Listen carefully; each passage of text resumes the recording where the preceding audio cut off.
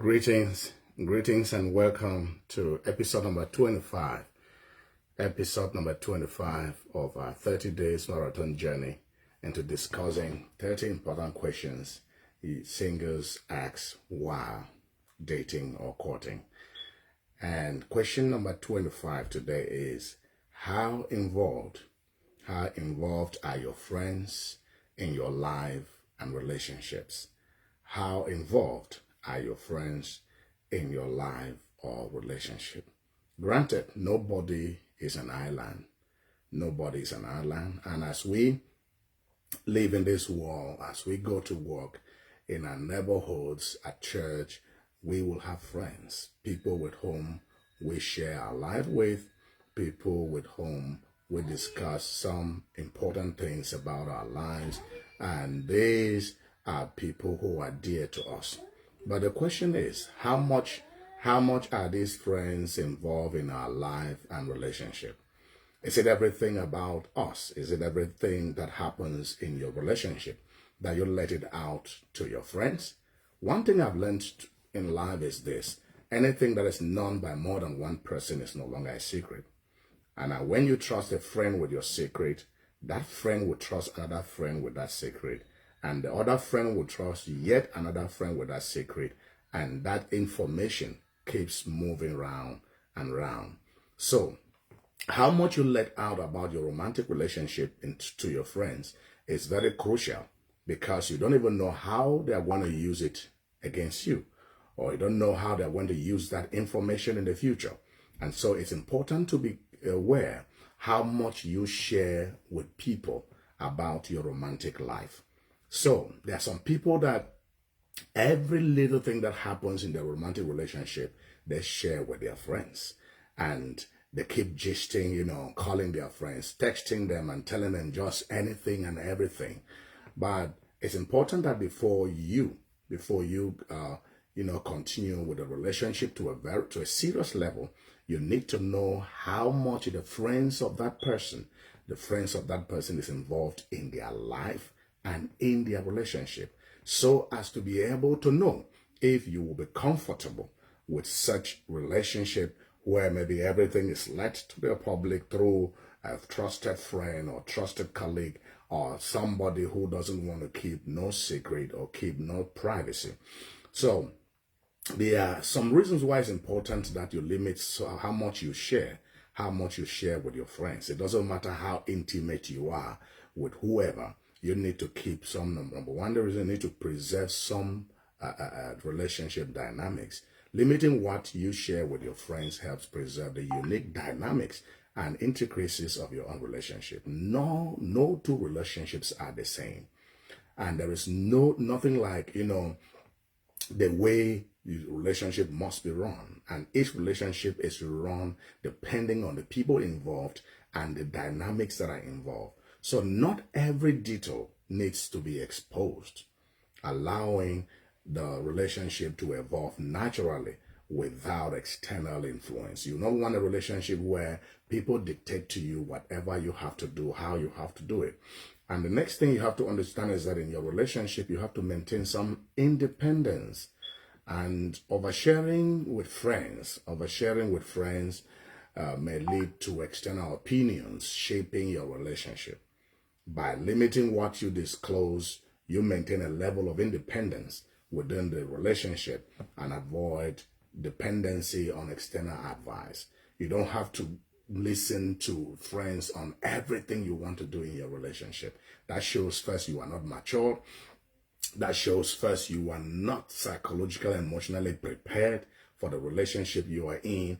And if everybody has to give you opinion, and sometimes some people take a lot of opinions from people to the point that they even get confused of whose opinion to follow, because every little bit of thing in the relationship is shared with a friend, trusted friend, intimate friend, very close friend. They try to put those circle of friends and they share just everything about their life.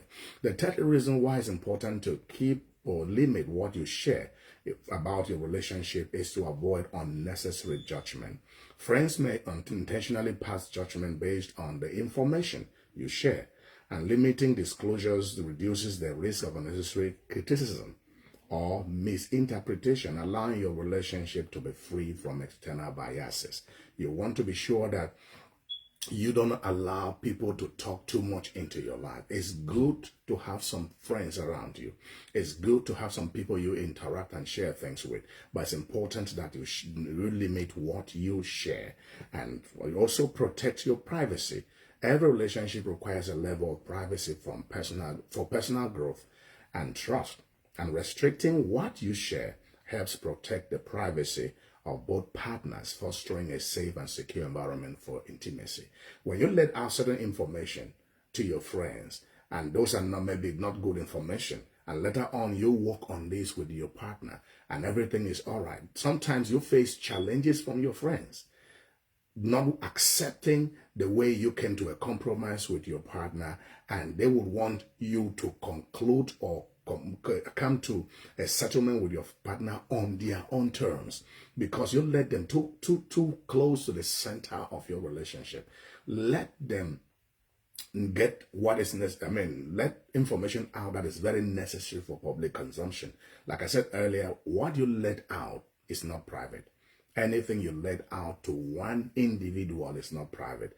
Your best friend will have a best friend who will have a best friend who will have another best friend, and they keep trusting each other with your information. And before you know it, it becomes public.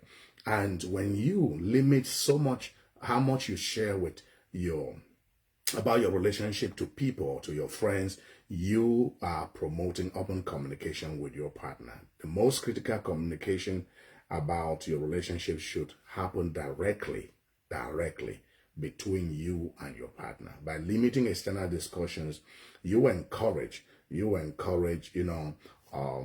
open communication within the relationship itself, ensuring that important matters are addressed directly between partners. You don't need everybody to come into your relationship and tell you how to run it. Two relationships cannot be the same. And sometimes you are comparing a relationship with some other person's and you don't know the real dynamics. You don't know what they are keeping away from you. You only meet them in public places and they pretend to be happy. So it's important you talk with that person. How involved are your friends in your relationship? Are you that kind of person that let your friends into just everything and anything about you? Or do you keep a level of independence? Do you keep a level of privacy? Do you keep certain things from the public or from your friends? Even when you go, for marital counseling and, for relationship counseling, there are things you must divulge progressively. It's not everything you just throw at the feet of the counselor. You have to take things gradually to also measure the maturity and the professionalism of that counselor before you divulge everything. You don't just go vomit everything to your friend or to the counselor and you let just everybody know everything about your relationship. It's not a healthy practice.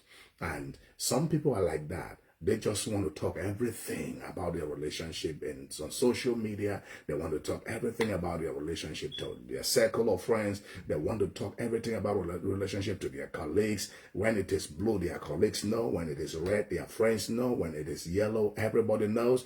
And they don't know how to keep a degree of privacy.